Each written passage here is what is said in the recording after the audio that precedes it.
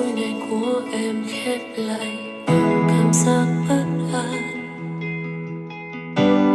Mỗi đêm em trằn trọc cùng những nỗi cô đơn ngập tràn, những tin nhắn thư dần, những quan tâm thờ ơ. Tiếng yêu bỗng lạ lẫm, không như ngày xưa. Ô cửa vốn còn vương thêm nhiều hạt mưa phất phơ.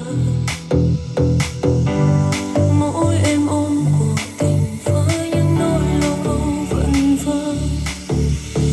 Nếu có ngày vụn vỡ, chắc không ai bất ngờ. Niềm tin trong em đã chết từ bao giờ.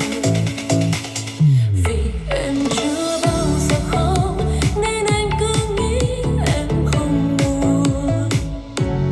Em chưa bao giờ khóc nên em tổn thương anh chẳng coi là điều bận tâm.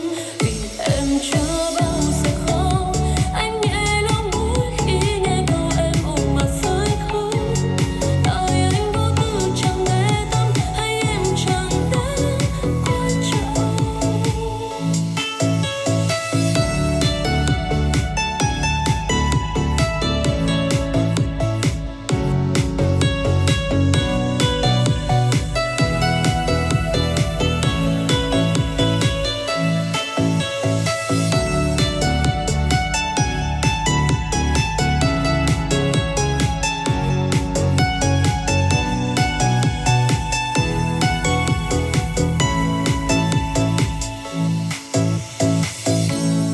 Em thường nén mình trong những khoảng chờ riêng khóc thôi. Thế nên anh chẳng thể thấy nước mắt em đã từng rơi.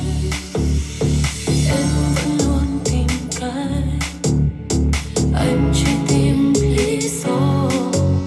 Tình yêu chúng ta cứ thế dần phai mờ.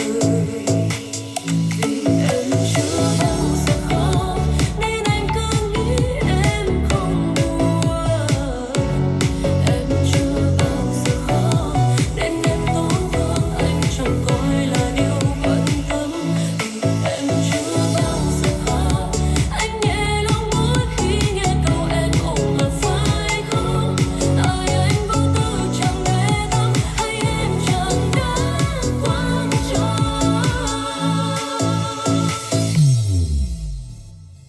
Vì em chưa bao giờ